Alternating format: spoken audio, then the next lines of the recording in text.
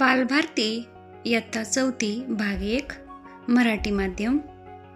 नमस्कार सर्वांना. आज आपण या व्हिडिओमध्ये बोलणारी नदी हा पाठ पाहणार आहोत, तर व्हिडिओ शेवटपर्यंत नक्की पहा. आधी आपण काय करूया, एक पॅरेग्राफ वाचूया, अर्थ समजून घेऊया आणि पुढे जाऊया. एक होती मुलगी, तिचे नाव लीला. जसं आपलं नाव असतं ना, तसंच या मुलीचंही नाव आहे आणि तिचं नाव आहे लीला. होती ती 4थीत आणि होती भारी खोडकर. म्हणजे बघा मुलांनो, ती पण 4थीत शिकते बरं का तुमच्यासारखी, आणि ती भारी खोडकर होती, मस्ती करणारी होती. लोकांना त्रास द्यावा असे तिला नाही वाटायचे, पण तिला खोड्या काढण्याची भारी हौस होती. स्वतःच्या मनात येईल ते करायची तिची इच्छा असायची. त्यासाठी मजेशीर युक्त्या शोधायची. तिचे घर होते गावाच्या एका टोकाला. तिच्या घराच्या मागील वावराच्या बाजूला थोडेसे चालत गेले की एक नदी होती. बघा आलं का, बोलणारी नदी कुठे होती, तर तिच्या घराच्या पाठीमागे थोडे चालत गेले की तिथं नदी होती. आणि ही लीला जी होती ना, ती फार खोडकर होती आणि ती सतत दुसऱ्याची काय करायची, मज्जा करायची, मज्जा घ्यायची त्यांची, त्यांना त्रास द्यायची दुसऱ्यांना, अशी तिची सारखं तिच्या मनामध्ये इच्छा असायची. आता पुढे पाहूया. हे बघा, इथं दिसते तुम्हाला लीला, हात वर केलेला आहे तिनं. हे बघा, ही लीला आहे. आता पुढे पाहूयात, ही कोण आहे, ही कोण आहे आणि ही कोण आहे, नंतर पाठात आपण पुढे पाहूया. मग काय झालं पुढं. एक दिवस लीलाला बर्फाचा गोळा खावासा वाटला. आई म्हणाली नको खाऊ, ताई म्हणाली नको खाऊ, माई म्हणजे तिची आजी म्हणाली. हे बघा, आता आजी खूप छान बोलते बघा. लीला ग लीला, नको खाऊ गोळा, दुखेल तुझा गळा, सगळं पाणी होईल नाकात गोळा. म्हणजे आजी काय म्हणते, अगं लीला, तू बर्फाचा गोळा नको खाऊ, नाहीतर तुला सर्दी होईल. आजीच्या म्हणण्याचा अर्थ काय आहे, तर सर्दी होईल तुला. किती छान म्हणते बघा आजी. लीला ग लीला, नको खाऊ गोळा, दुखेल तुझा गळा, सगळं पाणी होईल नाकात गोळा. आता पुढे बघू लीला काय करते. आता काय करावे बरे, लीला विचार करू लागली. तिला एक युक्ती सुचली आणि ती कुठे गेली, नदीकडे गेली. नदीला म्हणाली, नदी ग नदी, नदी ग नदी, पण नदी बोलणार कशी. मग ती स्वतःशीच म्हणाली, बोल ग लीला. मग लीला म्हणाली, नदी ग नदी, लीलाला खायचाय बर्फाचा गोळा, पण माई म्हणाली दुखेल गळा, खाऊ का नको. पण नदी कशी बोलणार. परत लीलाच म्हणाली, खा. मग खा की, पळत जा अन पटकन खा. लीला म्हणाली, अगं पण तुझं कसं ऐकू. ताई म्हणाली नको खाऊ, आई म्हणाली नको खाऊ, माई म्हणाली नको खाऊ, पण नदी कशी बोलणार. परत लीलाच म्हणाली, अगं ताईपेक्षा मोठी आई, आईपेक्षा मोठी माई, पण माईपेक्षाही मोठी मी, नदीबाई, माझं एक. बरोबर. बघा या ठिकाणी काय झालेलं आहे माहितीये का, आता लीलाला तर बर्फाचा गोळा खायचाच आहे बरं का. तिने आता मनाशी ठरवलंच आहे. मग ती नदीकडे गेली आणि नदीशी बोलू लागली. तर तिनं काय करत होती माहितीये का, स्वतःच्या पण बाजूचं स्वतःच बोलत होती आणि नदी बनूनही स्वतःच बोलत होती. म्हणजे नदी आता बोलणार तर कसं, नदी तर बोलूच शकत नाही. मग लीलाच नदी बनून बोलत होती. आणि लीला काय करत होती, तिला जे मनाशी वाटत होतं बरोबर, तिला जे करावंसं वाटत होतं, तीच ती नदीच्या बाजूनी पण बोलत होती. म्हणजे आता या ठिकाणी सर्वात मोठी कोण झाली, तर नदीबाई झाली. तर आता लीला बर्फाचा गोळा खाते का नाही, आपण पुढे पाहूया. लीला पळत पळत बर्फवाल्याकडे गेली, गोळा खाऊन परत आली. तिला बोलणारी नदी खूप आवडली.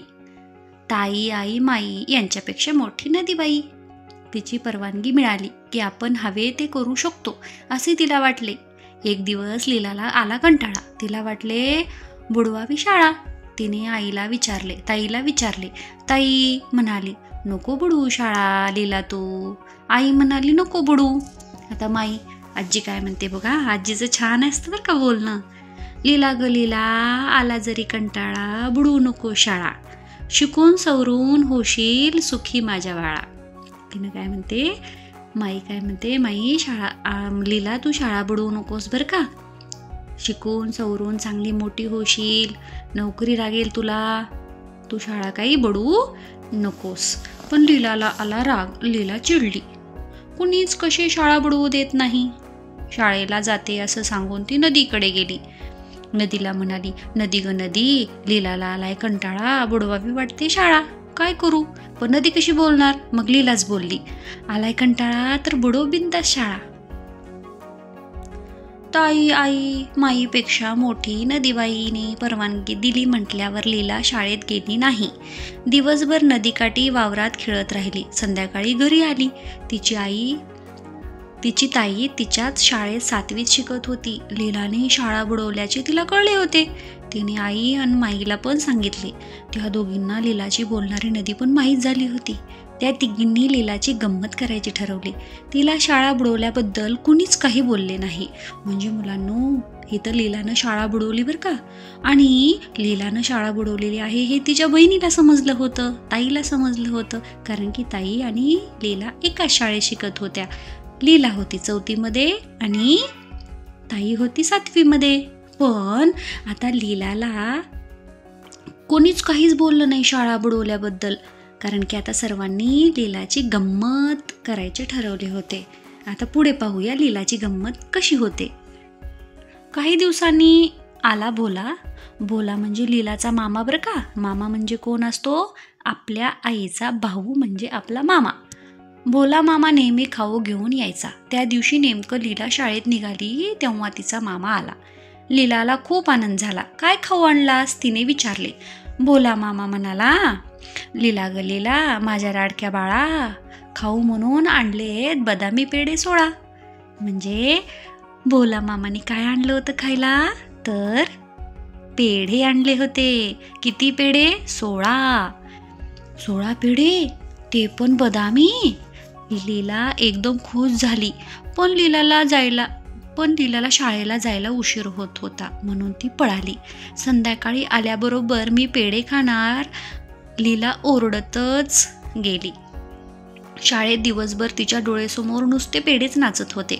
पेढे कुठे आहेत, लीलाने आल्याबरोबर विचारले. आई म्हणाली, शिंकाळ्यावरच्या बुट्टीत डब्बा ठेवलाय बघ. लीलाने स्टूल घेऊन डब्बा काढला. उघडून पाहते तर डब्बा सगळा रिकामा. आई, यात तर एक पण पेढा नाही, लीला ओरडली.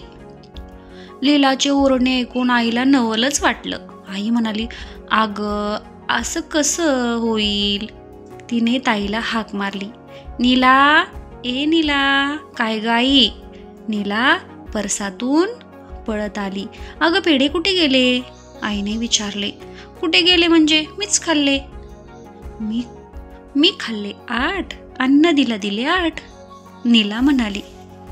मग आता बघा, मामाने तर पेढे आणले होते बदामी, पण सगळे बदामी पेढे ताईने आणि नदीने खाऊन टाकले, असं नीलूताई म्हणाली. मग आता पुढे काय होते बघू.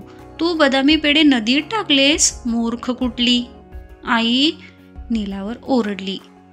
अगं हो, तू म्हणालीस पेढे नको खाऊ. माई म्हणाली पेढे नको खाऊ. मग मी नदीबाईला विचारलं. मग नदी म्हणाली, नीला ग नीला, पेढे आहेत 16, तू घे 8, मला दे 8. मग आई काय करणार ग, तू तर मला पेढे खाऊ नकोस म्हटलीस म्हणून मी नदीलाच विचारलं आणि नदीला विचारूनच पेढे खाल्ले. मग नदी म्हणाली, मला 8 दे आणि तू 8 खा. अगं पण नदी कशी बोलेल. माई आणि आई एकदम म्हणाल्या. कशी म्हणजे, लीलाशी बोलते तशीच. लीला म्हणाली. आई आणि माई म्हटले, अगं नदीला कसं बोलता येईल. मग नीला काय म्हणते, अगं लीलाला जशी बोलते तशीच माझ्याशी पण बोलली ग नदी. काय ग लीला, नदी तुझ्याशी बोलते, माईने विचारले. अगं माई, तीच तर लीलाला गोळा खायला सांगते, शाळा बुडवायला सांगते, हो की नाही ग लीला. नीला मध्येच बोलली. लीला आता चिडली होती. तिची खोडी तिच्यावरच उलटली होती. आता काय करावे बरे. तिने थोडा विचार केला आणि म्हणाली, ताई आई माई, समजलं ग बाई, नदीशी बोलायला आता जाणार नाही. माई हसत कपाटाकडे गेली आणि डब्बा घेऊन आली. लीला आणि नीला घ्या एक एक पेढा आणि खेळायला पळा.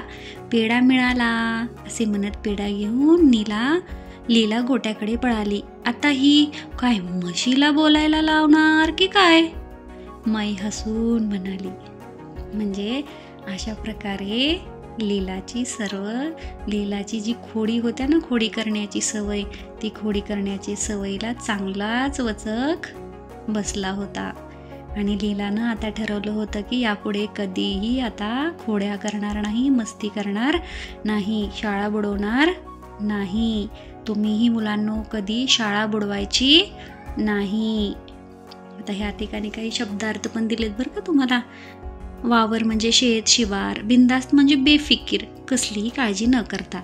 शिंकाळे म्हणजे छताला टांगलेले दोरीचे जाळे, यात दही, दुधाची भांडी ठेवतात. बुट्टी म्हणजे बांबूची टोपली आणि परस म्हणजे घरामागची मोकळी जागा. व्हिडिओ आवडल्यास चॅनलला लाईक, शेअर आणि सबस्क्राईब जरूर करा.